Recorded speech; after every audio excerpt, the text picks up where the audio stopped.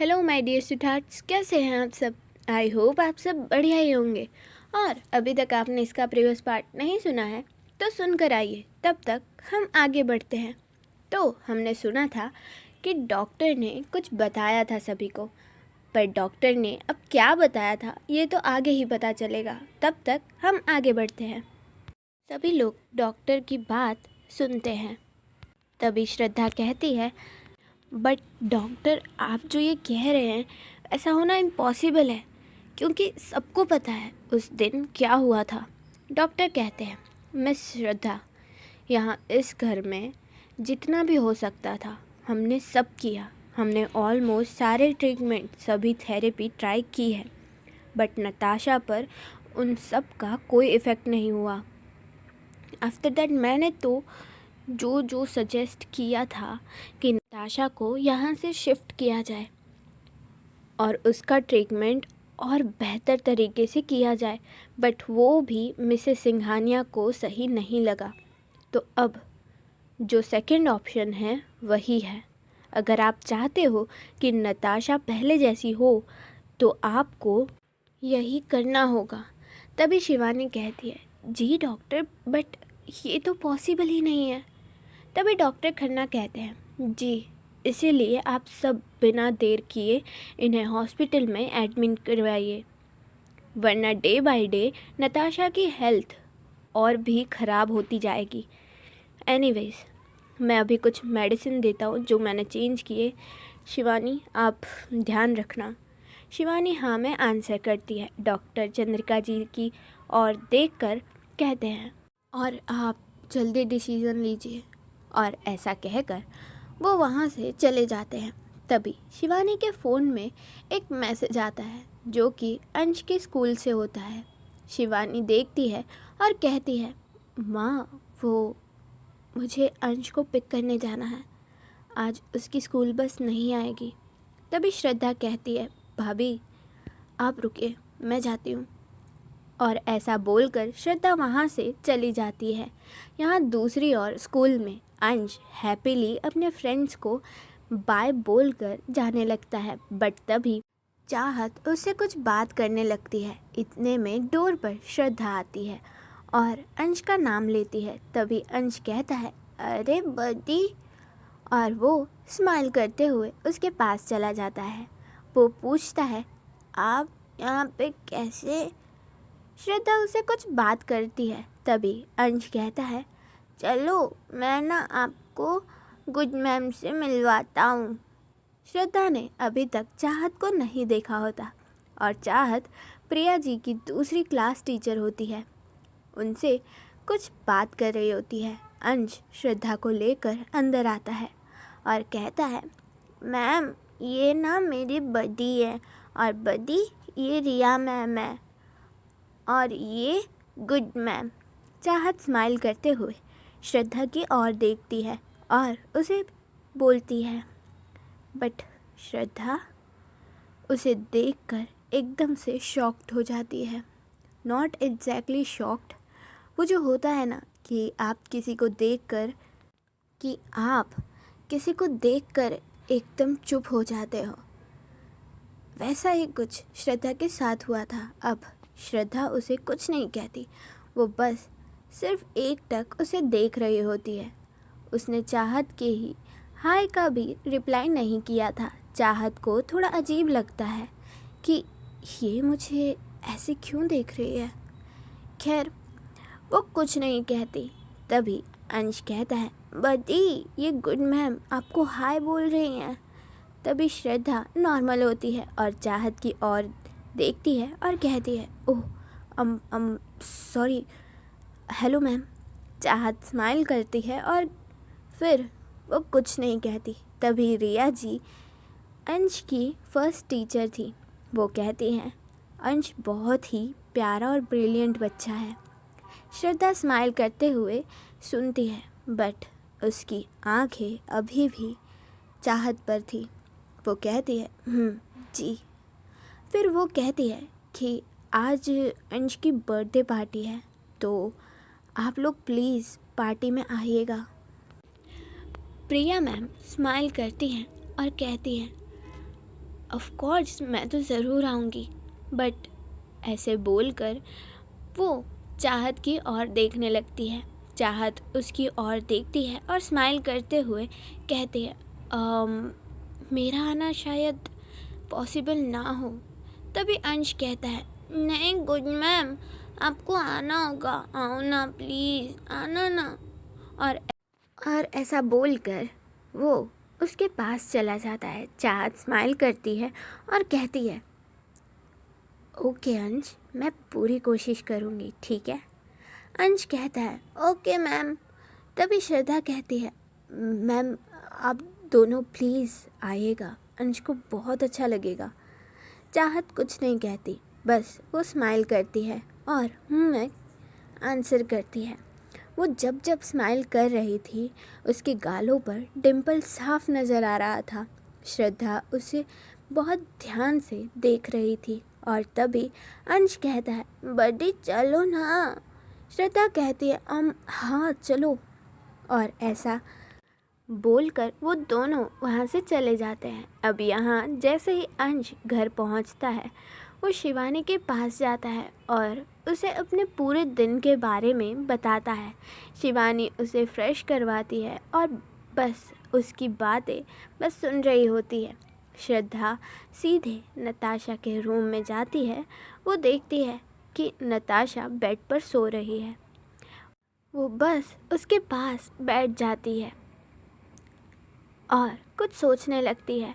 अब यहाँ श्रद्धा फ्लैशबैक में जाती है जहाँ वो कॉलेज का वही फर्स्ट डे होता है जहाँ पर नताशा और उस लड़के की बाइक रेस हुई थी। नताशा किसी को बचाते हुए स्लिप कर जाती है। नताशा के सारे फ्रेंड्स उसके पास जाते हैं और उसे उठाते हैं और साइड में बिठाते हैं। उसे थोड़ी बहुत चोट भी आई होती है। सब कहते हैं, हटो यहाँ से, कोई भी भीड़ मत लगाओ यहाँ पे, और पानी दो, कोई पानी लाओ। तभी कोई पानी की ओपन बॉटल नताशा के आगे करता है। नताशा उसे लेती है और पीने लगती है। तभी एक बहुत ही प्यारी सी वॉइस आती है, हमें माफ़ कर दीजिए। अब जैसे ही नताशा के कानों में ये वॉइस जाती है वो सामने देखती है कि एक लड़की जो कि बहुत ही प्यारी थी। उसका चेहरा बहुत ही ज़्यादा मासूम था। उसने वाइट कलर का सूट पहना हुआ था। उसकी आंखें गहरे भूरे रंग की होती हैं। माथे पर एक छोटी सी वाइट कलर की बिंदी, कानों में हल्के झुमके, उसके पिंक लिप्स और उसके गालों पर दोनों साइड डिम्पल पड़ते हैं। नताशा उसे बस देख ही रही होती है और वो लड़की अपनी बात कंटिन्यू रखते हुए कहती है, जी वो हमारी वजह से आप गिर गई और आपको इतनी चोट आ गई। हम तो बस सामने जा रहे थे और आप सडन ऐसे स्लिप कर गई। प्लीज़ हमें माफ़ कर दीजिए। और ऐसा कहते हुए उसकी आंखों में हल्की नमी और पछतावा था। तभी नताशा की फ्रेंड उसकी ओर देखती है और कहती है, ओह बहन जी, तुम्हारी वजह से हम हार गए। इसको इतनी चोट नहीं लगी। तुम क्या अंधी हो? तुम्हें दिखाई नहीं दे रहा था कि यहाँ रेस चल रही है? वो लड़की नताशा की फ्रेंड की ओर देखती है और कहती है, जी हम माफ़ी मांगते हैं। आज हमारा पहला दिन है और हमें यहाँ के बारे में कुछ भी नहीं पता। अब जैसे ही श्रद्धा ये सुनती है वो कहती है, जब कुछ पता ही नहीं था तो बीच सड़क पर आने की क्या ज़रूरत थी। तभी नताशा श्रद्धा की ओर देखती है और उसे नाम में इशारा करती है कि अब कुछ मत कहो।